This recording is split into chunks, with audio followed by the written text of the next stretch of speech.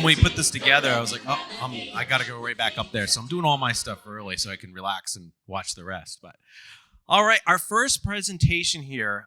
This gentleman is a donor to the Lake Buena Vista Historical Society. You may have heard him on a number of our podcasts. He is the owner of DisneyDocs.net. I think I got that URL right. If not, it's going to be on the screen. I think at one point he beat us out on an auction. I'm like, who's outbidding us on this stuff? And we've learned to anything document we stay away from, and anything film and video he stays away from us. We've developed a little back and forth, and but he has been preserving documents of Walt Disney World from auctions in different places that one of a kind. And he was nice enough to not only join us here today, but bring a wide variety of a selection of documents back there in the village. He's going to be sitting there all day. Jason's back there now, so Jason's got his hand up. If you want to see where he is, he's waving. Any of the documents in the case, he'll take them out, let you look through them. No soda or anything, food or anything over there. So they're very, very rare and one of a kind. And so we're going to talk about what he's got back there. So please welcome to the stage with me, Mr. Ted Linhart. Hello. Good, how are you? Make sure the clicky thing works here. So, yeah, the auctions, we're good on that now, right? Yes, okay, yes. We know where to stay clear of each other.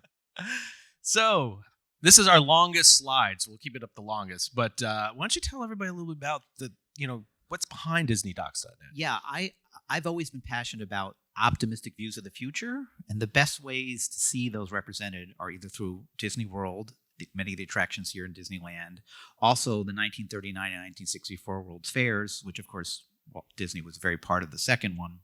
And so preserving that passionate view of the future, because there's so much dystopian view of the future these days, I think is really important. And that's where this mission came from. I love collecting it, but once I owned it, I didn't want to just keep it in my house. I wanted other people to see it, and then discover this passionate audience out there for all these items.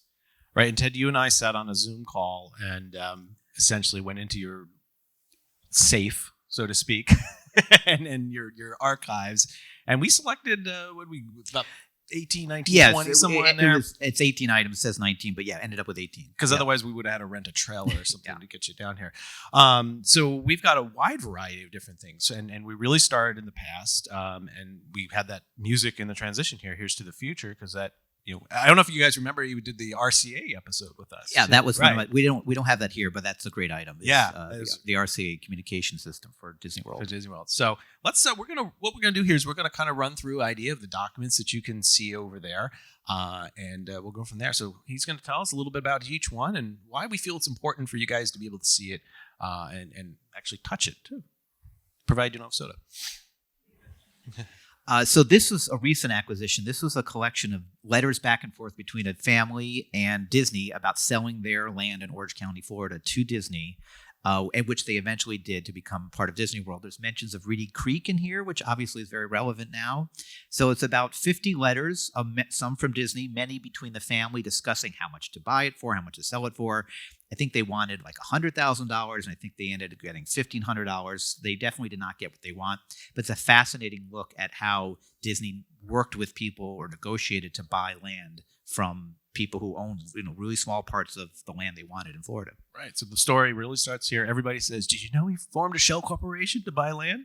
Here we go. This is the letter to it. So this is a proposal for a residential community at Walt Disney World before Celebration very early on, and it's got concept art and a large collection of memos about what this community could be, and it's in a binder, and it's a really interesting early look at ideas of what Disney World could be besides just a theme park.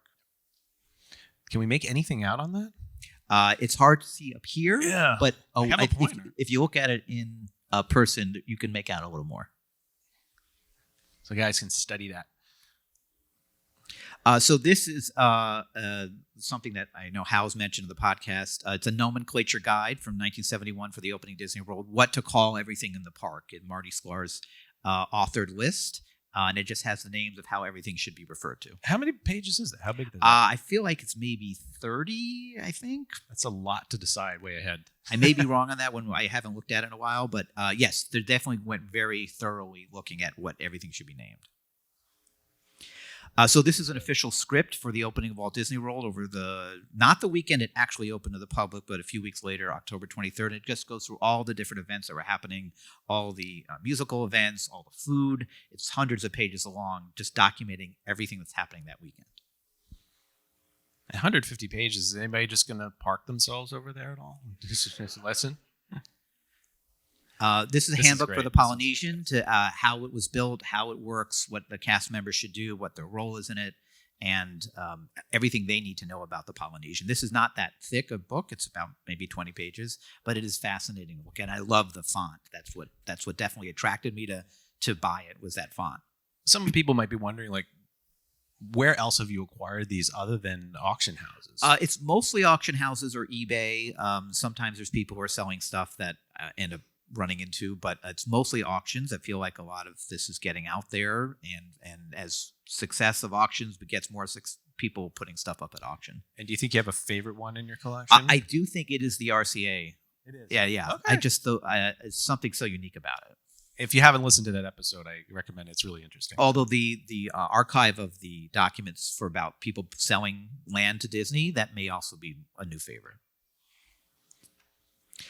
This is an overview of Epcot when the goal was to make Epcot a forum and an institute rather than a city or a theme park gate. I think this is kind of the midpoint after Walt passed, when the idea of Epcot being a city kind of faded away. But before it was just a theme park, there was this idea to create more of an industrial center where people could learn about business. And this is a guide to that. And it's got that great concept art on the cover. This is my absolute. I said you are coming down with this. This no is the matter hardest what. to bring down Yeah. here. I actually had to check this in my suitcase, so if it gets lost, I'm going to blame Todd. He'll owe me money for it. But this is Harper Goff's personal album with concept art for the World Showcase. So it's got great pictures of all the different lands that were there, and I think some that actually didn't make it. Yeah, it's amazing stuff in there. You were flipping through it over Zoom. I was like, I want a picture of that and a picture of that and a picture of that. So this one I think might be out a lot. So this is a pre-opening project management binder for Epcot. It's got organizational charts and pictures of every employee. I don't know if there's any original Epcot people here, but your picture may be in this manual. So it just goes through how the entire system was managed and organized. Do we have any original Epcot people here? Put their hand up, maybe? Might Find see themselves in hands. the book. All right. They may have this Ron's book back also. there, so we know. Yep. This is the similar script to the opening of Walt Disney World. This is now the opening of Epcot Center, so it goes through all of the different activities and presentations and musical events that were going on during the 3-day weekend of the official opening. This is great. This is from 1981. This is an operating guide for the monorail system for Mark IVs. It's just great. If you love monorails, it's just fun to look at. If you don't like monorails, You shouldn't be here. You should be asleep, Yeah. right? It goes very, very in depth, similar to the Horizons manual and other things. Yeah, it's very technical. Some Yeah. of these are just very technical. If you want to build your own, this is a great place to start. This is great. This also may be one of my favorites. These are reference photos with human actors or models modeling the positions that the Carousel of Progress was going to be, the animatronics were going to be created for the 1960 World War. I'm a little World War concerned because Cousin Orville there, Yeah. he has legs and pants. Yeah. So was that some? So I have Act 1, 2, and 3. Act 4, I did not win at auction, but when I looked at actually what I lost, it wasn't as exciting. So I think these are the best 3, but it's fascinating. I've never seen anything. Some of the stuff I buy, I see come up repeatedly. Never seen this. Yeah, that's really a unique piece, and sort of predates everything here at Walt Disney World. So this is the proposal to move Carousel of Progress from Disneyland to Walt Disney World. After the World's Fair, it moved to Disneyland, and then 1973-74, it moved here, and this is the proposal on how that would be done, the cost. This is between GE and Disney discussing how this would work, who would pay for it, how much they would pay, GE would pay, how much Disney would pay, and it's fascinating. And what does it say? Received May 3rd, 73, so they were on the ball. So this is a Carousel Progress maintenance manual. It's not kept well together. It's loose, but it's all there. And the best thing about it is that it says on the front cover, "Do not remove from area, please." Obviously, are you bringing it back over tonight? I'm not bringing it over to them. No, okay. It might be broken down. It might be stuck. Oh, well, I have it here. I'm leaving tomorrow, so if it breaks down a day, they're good. Okay, that's good. But it probably great. will. It's very technical, but it's a great item. And Carousel Progress is one of my favorite attractions. This is a similar thing for the People Mover. Some people were telling me today how it had been broken down for a while, and is this why? Because I had this and they didn't have the manual. I'm not going to take blame for that, but this is 400 pages. This is really technical. This goes into really how this operates from a very engineering point of view. So reading it is tough, but looking at it, and the cover, of course, is what makes it such an attractive piece. So instead of going to bed, this is like prepping for surgery. Yeah. Okay. Yes, that's right. It is. It is like that. This is specs for the Horizons control system. Again, very engineering focused, very technical, and it's a paper copy, but I think it is from an actual original Disney use. But it's also, Horizons probably for many people here, one of my favorite attraction of all time. So having anything Horizons is great. So this is fascinating. This is a proposal in 1999 to replace Horizons in 1996 when they knew it was eventually going to end. This was an idea to replace it with something they were calling Space Epcot, which is about the wonders of space. And it has a lot of great concept art to detail what this would look like. Obviously, it was never built, but never built stuff is just fascinating to see, especially when it's related to Horizons or anything like it. Do you know in this one, would they have kept the building, or was this when they were going to raise it? I don't know. It's not clear in there. It sounds like they were not planning to build a new structure when you read this. So I'm assuming they were not planning to raise the building, but it doesn't. I don't think it specifically mentions it. If it does, I don't remember. Okay. This is great. This is something that the comic and ad man Stan Friedberg had created the idea of building an Epcot ride about inventions, and he had created a script for it. Obviously, it was also never built, but it's a very interesting way he thinks, and it's very funny to talk. It's a very comedic ride. It's more comedic than I think most Epcot rides, but it looks at what inventions mean to people. This is something that you guys have referenced on the podcast. This is the table service Disney style. It's got a lot of details about how waiters and servers should approach people and deal with customers and hand food and hand silverware and deal with people who are difficult. It's very, very detailed, and it goes through, and it's got a lot of interesting illustrations in it. Do you remember where you picked that one up? I do not. Okay. Do not remember where I got that one. And that was, is that it? There we go. Yep. So what else are you trying to procure? Like, what is your holy grail out there of documents that I think anything related to the origin of Horizons, anything related to concepts and rides that were never built. The interesting thing about this collection and collecting this stuff is you never know what you see until you find it. I mean, those Carousel Progress reference photos, I would never know to think to look for that because I didn't know it existed. So and same with the RCA manual. I didn't know that was a thing until I saw it, which I did get on eBay many years ago. No one else was bidding on it, which I thought was odd. But so it's hard to know what to want because I don't know what exists, especially for never built items. But anything Horizons related, anything Carousel Progress related, People Mover stuff doesn't seem to come up as much either.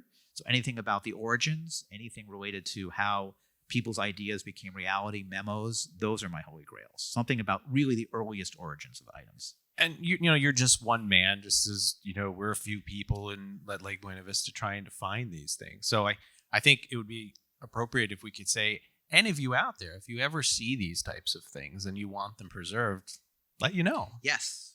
We've got DisneyDocs.net, and they can get I your have business email cards address. over there by the table. But I'm always looking to purchase items related to this stuff. And what I really like to do is I put PDFs of everything. So anything you see here today is all a PDF on the site.